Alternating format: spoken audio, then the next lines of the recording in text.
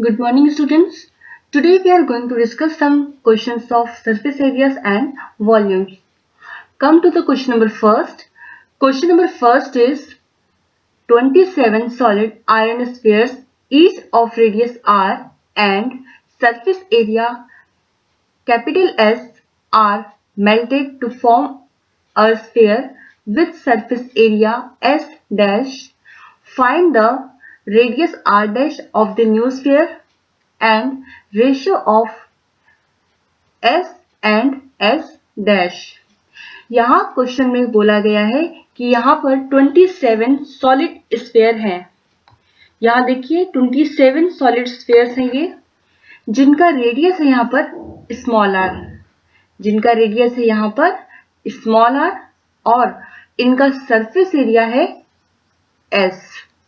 ये जितने भी 27 स्फीयर्स हैं यहाँ पर, इनका रेडियस है यहाँ पर आर।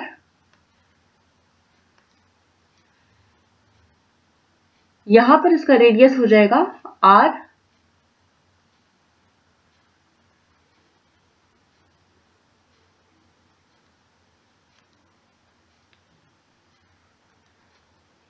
ये हो गया रेडियस आर।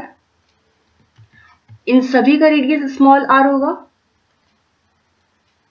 ये 27 स्फीयर्स हैं, इन सभी का रेडियस है स्मॉल आर और इन सभी का सरफेस एरिया है कैपिटल एस। इन सभी का जो सरफेस एरिया है वो है यहां पर surface area is equal to capital s और इन सभी का जो रेडियस है वो कितना है स्मॉल आर। इनका रेडियस है यहां पर स्मॉल आर। अब यहां नेक्स्ट क्वेश्चन में बोला गया है कि ये जो 27 सॉलिड आयरन स्फीयर्स है, इनको क्या किया गया है, मेल्ट कर दिया गया है। इन सभी को मेल्ट कर दिया गया है और एक बड़ा सा स्फीयर बनाया गया है।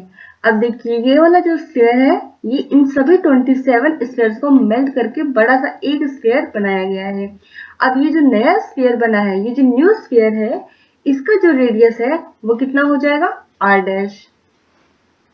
इसका जो रेडियस है वो हो जाएगा आर डैश।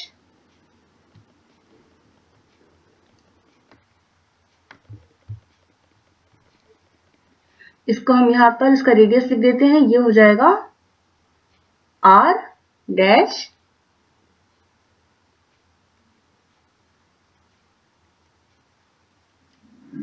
ये हो गया रेडियस आर डैश।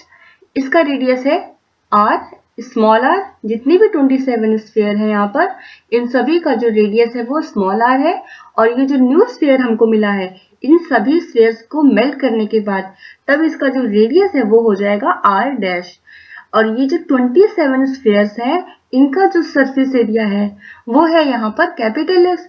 लेकिन जो यहाँ पर जो न्यू स्फीयर हमको मिलेगा, इसका सरफेस एरिया कितना हो जाएगा, इसका सरफेस एरिया हो जाएगा एस डैश। यहाँ पर क्वेश्चन में दिया गया है कि जो सरफेस एरिया होगा, न्यू स्फीयर बनेगा, उसका जो सरफेस एरिया है वो हो जाएगा एस डैश। तो इसके लिए हम लिख लेते हैं सरफेस एरिया कितना हो जाएगा, surface area is equal to s dash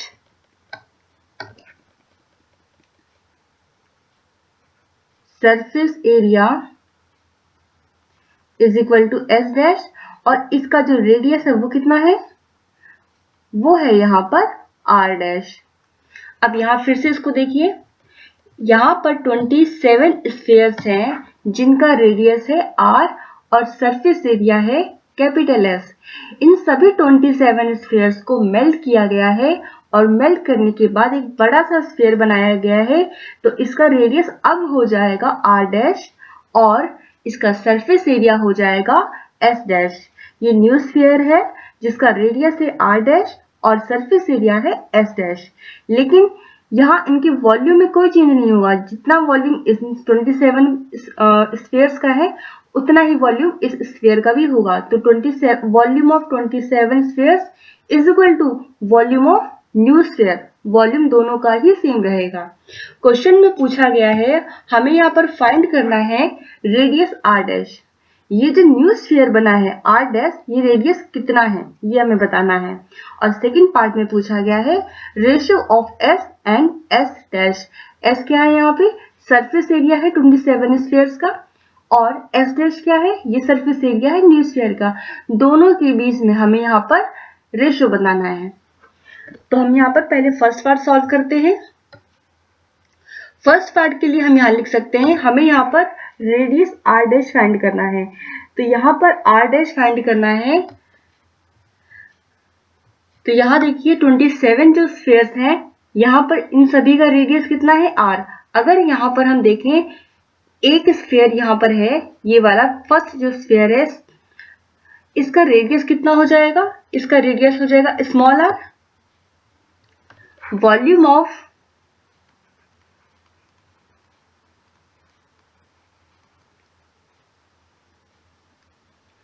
volume से पहले हम इसका रेडियस लिख लेते हैं कि ये जो स्फीयर है यहाँ पर 27 स्फीयर है, इनका रेडियस कितना है। तो यहाँ पर जो स्फीयर है 27, इसमें सभी का रेडियस कितना है आर है। तो अगर हम यहाँ पर लिखें लेट द रेडियस ऑफ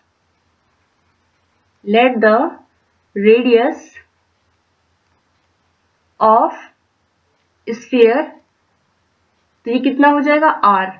अगर एक यहाँ पर एक स्फीयर का रेडियस आर है और इसका अगर हम वॉल्यूम देखें, वॉल्यूम ऑफ स्फीयर, तो ये कितना हो जाएगा, ये हो जाएगा 4/3। यहां पर हम लिख सकते हैं इट्स वॉल्यूम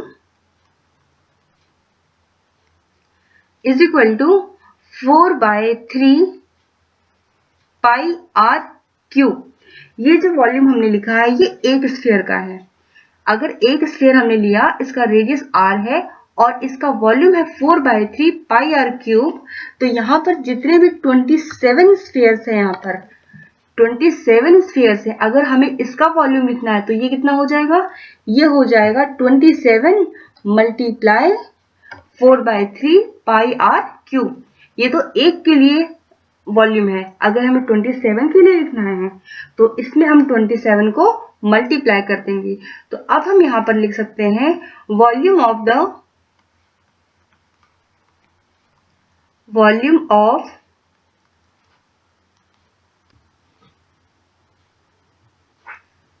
the 27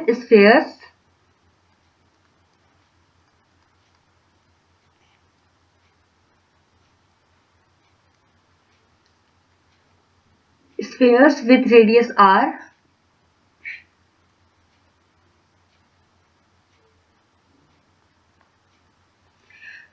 एक स्फीयर के लिए वॉल्यूम है 4/3 पाई आर क्यूब।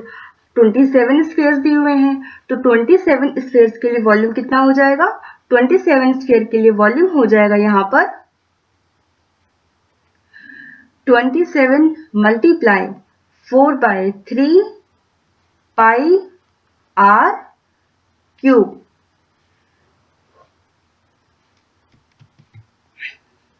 क्योंकि देखिए ये जो आर है यहाँ पर, ये जो 27 स्फीयर्स हैं, इनके लिए जो रेडियस है वो क्या है, आर है। ये हमने 27 स्फीयर्स के लिए वॉल्यूम फाइंड कर लिया।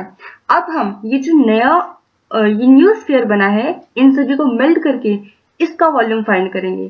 तो अब इसका वॉल्यूम फाइंड करेंगे न्यू स्फीयर का। यहाँ पर रेडियस कितना है, यहाँ पे रेडियस है r dash. Volume of the new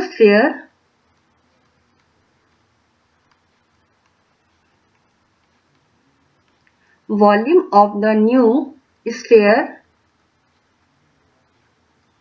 with radius r dash.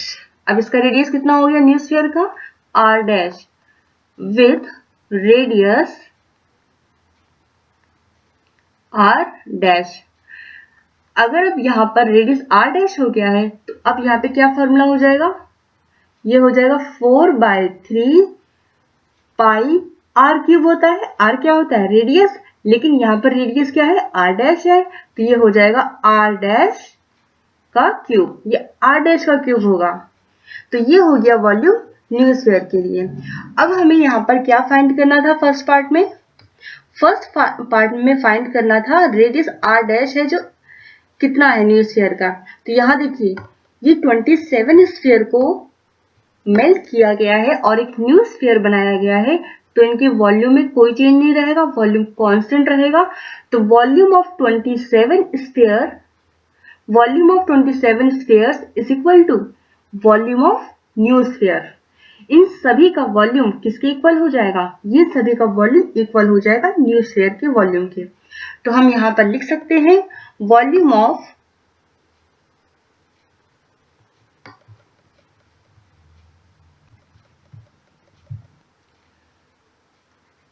27 spheres is equal to volume of new sphere।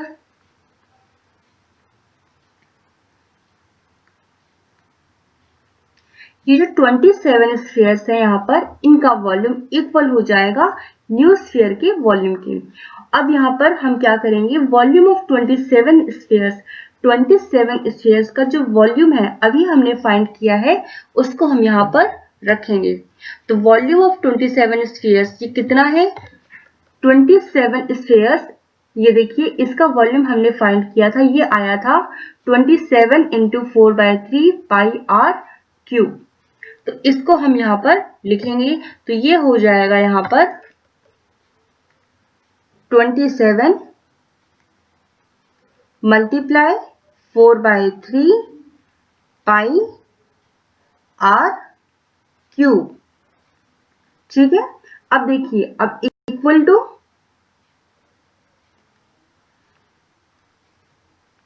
Volume of new sphere, और न्यू स्फीयर का जो वॉल्यूम है वो कितना है?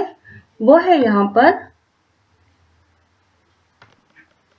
Volume of new sphere. ये न्यू स्फीयर है जिसका रेडियस है आर डैश। इसका जो वॉल्यूम अभी हमने लिखा था वो हमने लिखा था 4/3 pi R dash whole cube. तो ये हो जाएगा 4/3, इसको अभी हम यहां लिखेंगे तो ये हो गया 4/3 pi R dash cube. R dash का क्यूब है ये। अब इसको हम सॉल्व करेंगे। देखिए कैसे सॉल्व करेंगे इसको। 4/3 है यहाँ पर LHS में, RHS में 4/3 है, ये कैंसिल हो गया। LHS में पाई है और RHS में पाई है, ये भी कैंसिल हो गया। अब देखिए क्या बचेगा। अब हम यहाँ पर मिल रहा है 27 multiply r cube, 27 multiply r का क्यूब है ये, इक्वल टू आर डैश का क्यूब है ये। फर्स्ट पार्ट में हमें क्या फाइंड करना था? रेडियस आर डैश फाइंड करना है। अगर यहाँ पर आर डैश हमें फाइंड करना है तो इसका हम क्यूब रूट निकालेंगे, तो ये कितना हो जाएगा? आर डैश की वैल्यू आ जाएगी यहाँ पर 3r।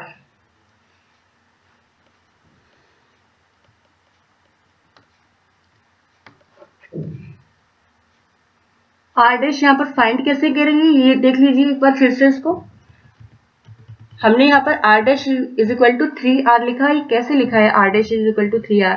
यहाँ देखिए, इसको हम अलग से साइड में लिखकर बता देते हैं। यहाँ पर 27 मल्टीप्लाई आर क्यूब है, इक्वल टू आर डैश का क्यूब है।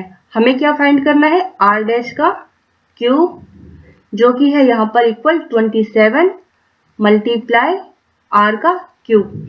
जैसे आप लोग स्क्वायर रूट फाइंड करते थे, रूट क्या करते थे, वहां पर दो का पेयर बना के कॉमन कर लेते थे। यहाँ पर क्या है, ये हो जाएगा r dash is equal to, अब हमें यहाँ पर क्यूब रूट फाइंड करना है, तो ये क्या हो गया 27 मल्टीप्लाई आर क्यूब। यहाँ पर हम 3 का पेयर बनाएंगे, ये कितना हो जाएगा 3 3 जा 9 3 जा 27 r multiply r multiply r. तो अब देखिए यहाँ पर 3 इंटू 3 इंटू 3, 3 का पेयर बनाएंगे। इसको हम क्या करेंगे, बाहर लिख लेंगे, तो ये कितना हो जाएगा, ये हो जाएगा यहाँ पर 3r। तो r dash is equal to कितना आएगा, r dash is equal to आएगा 3r।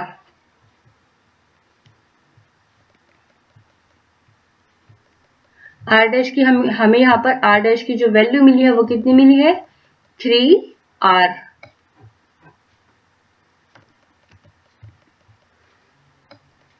तो आर डैश क्या है यहाँ पर, आर डैश है यहाँ पर जो न्यू स्फीयर है उसका रेडियस है। तो हम यहाँ लिख सकते हैं r dash is equal to 3r। ये क्या हो गया, ये हुआ है यहाँ पर न्यू स्फीयर है जो उसका रेडियस।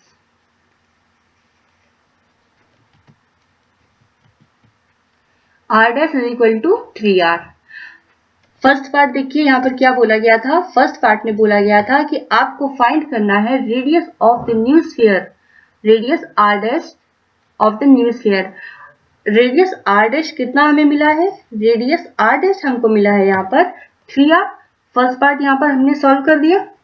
अब हम सेकंड पार्ट सॉल्व करेंगे।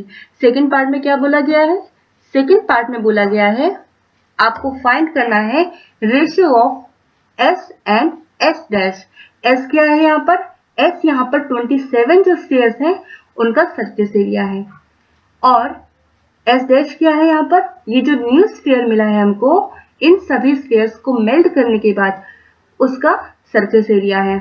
तो यहाँ देखिए सरफेस एरिया का फॉर्मूला क्या होता है, सेकंड पार्ट के लिए हम यहाँ सॉल्व कर रहे हैं। तो ये हो जाएगा ratio of, second part ratio of S and S dash.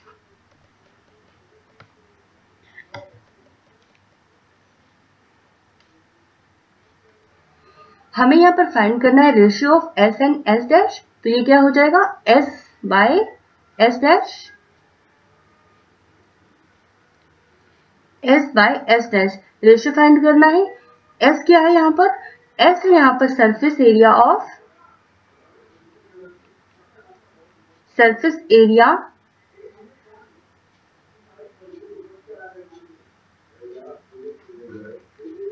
Of sphere with radius r।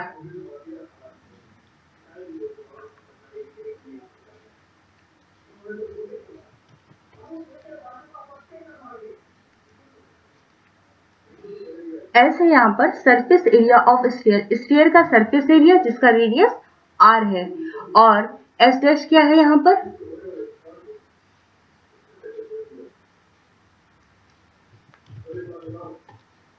s dash है यहाँ पर surface area of sphere with radius r dash.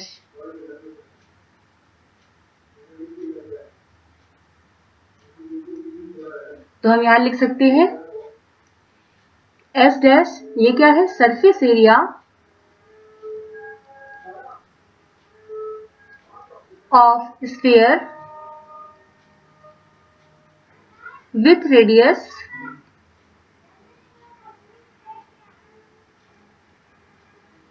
r dash.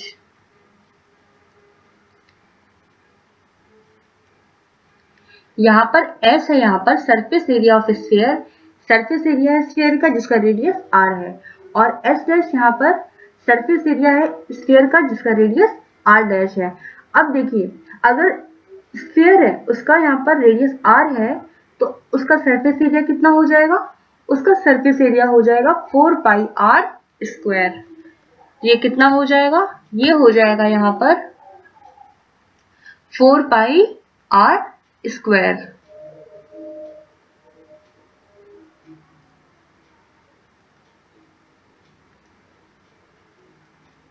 ये हो गया 4 पाई r स्क्वायर, ये रेडियस है स्फीयर का। अब यहाँ पर डिनोमिनेटर में देखिए surface area of sphere with radius r dash. अब यहाँ पर रेडियस कितना हो गया, अब यहाँ पर रेडियस हो गया है r डैश, तो यहाँ पर सरफेस एरिया कितना हो जाएगा 4 पाई, r क्या होता है रेडियस, लेकिन यहाँ पे रेडियस r डैश है तो ये हो जाएगा r डैश का स्क्वायर होगा ये। तो ये हो गया 4 पाई r स्क्वायर डिवाइडेड बाय 4 पाई r डैश का स्क्वायर। अब इसको आप सॉल्व करेंगे तो ये कितना आएगा, यहाँ पर 4 पाई और 4 पाई कैंसिल हो जाएंगे, ये यहाँ पर हमें मिलेगा r square divided by r dash का स्क्वायर। अभी हमने फर्स्ट पार्ट में आर डैश की वैल्यू फाइंड की है। आर डैश कितना आया था फर्स्ट पार्ट में? आर डैश आया था 3r। R dash is equal to 3r। तो हम यहाँ पर आर डैश की जगह पे क्या लिख सकते हैं? 3r। तो यहाँ पर जो न्यूमरेटर है आर स्क्वायर, ये ऐसे ही रहेगा, इसमें कोई चेंज नहीं होगा। R square divided by r dash की वैल्यू हमें मिली है 3r, तो ये हो जाएगा 3r होल स्क्वायर, स्क्वायर है यहाँ पर, और आर डैश की वैल्यू की जगह हम आर डैश की जगह लिख देंगे 3r और ये हो जाएगा होल स्क्वायर। अब इसको सॉल्व करेंगे आप, तो यहाँ पर हमें वैल्यू मिलेगी are square divided bye 3r का स्क्वायर है, तो यहाँ पर ये कितना हो जाएगा? 9r square, 9r square. अब यहाँ पर आर स्क्वायर न्यूमरेटर में भी है, आर स्क्वायर डिनोमिनेटर में भी है, तो आर स्क्वायर कैंसिल हो जाएंगे, तो हमें यहाँ पर क्या मिलेगा? 1/9। तो यहाँ पर हमसे रेशियो पूछा गया था s बाय s डैश का, तो यहाँ पर जो रेशियो कितना आएगा? 1:9, 1/9 है, तो इसको हम कितना लिख सकते हैं? 1:9।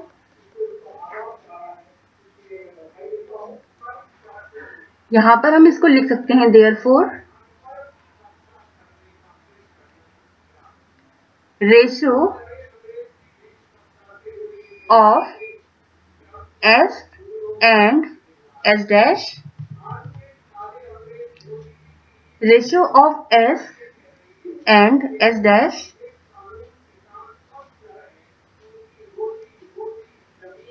ये कितना आया है? ये आया है 1:9, तो हम इसको लिख सकते हैं 1:9। ये हो गया ratio s and s dash का। तो ये हो गया सेकंड पार्ट जो हमने सॉल्व कर दिया है, जो 1:9 आया है ratio. Now come to the next question. Next question is a capsule of medicine is in the shape of a sphere of diameter 3.5 mm. How much medicine in millimeter cube is needed to fill this capsule? यहाँ पर एक capsule है जो कि एक sphere की form में है। इसका डायमीटर दिया है 3.5 mm। क्वेश्चन में पूछा गया है how much medicine in millimetre cube is needed to fill this capsule.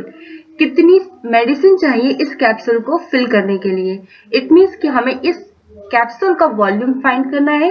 ये एक स्फीयर फॉर्म में है, तो यहाँ पर इसका वॉल्यूम का फॉर्मूला हो जाएगा 4/3 पाई आर क्यूब। लेकिन हमें जो आर है वो पता नहीं है, हमें डायमीटर पता है, तो हम यहाँ पर आर मीन्स रेडियस फाइंड करेंगे सबसे पहले, उसके बाद हम इसका वॉल्यूम फाइंड करेंगे। तो सबसे पहले हम इसका रेडियस फाइंड करते हैं।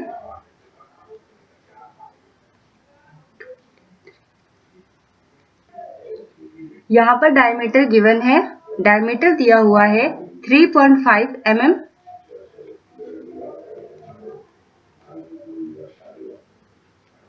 Diameter is equal to 3.5 mm। हमें जितनी मेडिसिन चाहिए होंगी इस कैप्सूल को फिल करने के लिए, वही इसका वॉल्यूम होगा। ये एक कैप्सूल है जो कि स्फीयर फॉर्म में है। इसका फॉर्मूला हो जाएगा वॉल्यूम फाइंड करने का 4/3 पाई आर क्यूब। हमें यहाँ पर रेडियस चाहिए, तो हम यहाँ पर रेडियस फाइंड करेंगे। Radius is equal to radius r is equal to diameter by 2, तो ये हो गया 3.5 डिवाइडेड बाय 2। ये आ जाएगा यहाँ पर 1.75 mm, 1.75 mm। तो हमें इसका रेडियस मिल गया 1.75 mm। अब यहाँ पर हमें वॉल्यूम फाइंड करना है, तो हम यहाँ पर पहले लिखेंगे medicine needed for its filling. हमें कितनी मेडिसिन चाहिए इस कैप्सूल को फिल करने के लिए। इट मीन्स कि ये इसका वॉल्यूम हो गया, तो यहाँ पर हम इसको लिख सकते हैं medicine needed for its filling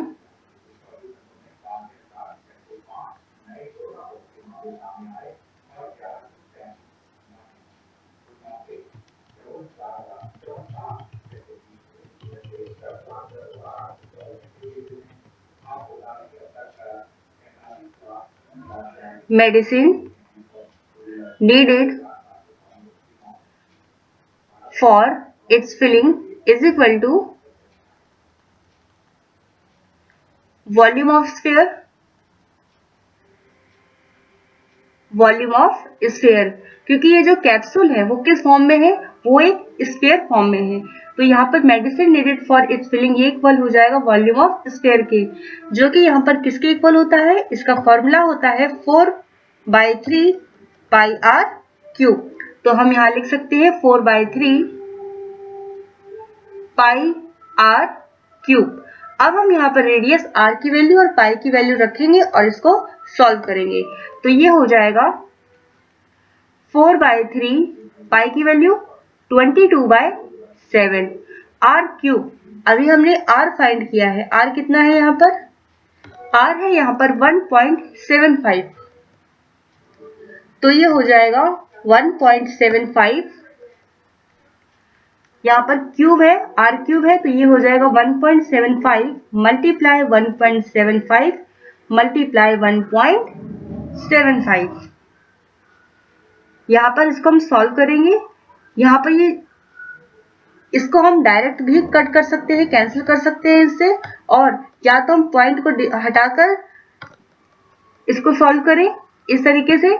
ये हो जाएगा इक्वल टू 4/3 मल्टीप्लाई 22/7 मल्टीप्लाई, अगर यहाँ से पॉइंट हटाएंगे तो ये हो जाएगा 175 डिवाइडेड बाय 100।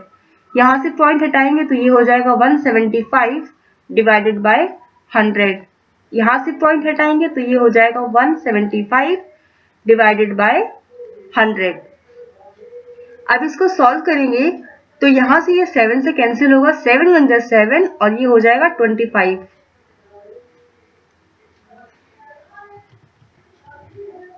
7 से कैंसिल कर रहे हैं इसको, ये तो यहाँ पर आ जाएगा 25। अब यहाँ पर इसको हम मल्टीप्लाई करेंगे, 4 × 22 × 25 × 175 × 175 डिवाइडेड बाय 3 × 100 × 100 × 100। इसको आप सॉल्व करेंगे तो यहाँ पर हमें वैल्यू मिलेगी 22.46 मिलीमीटर क्यूब। ये हो गया वॉल्यूम और ये हो गया इसका आंसर।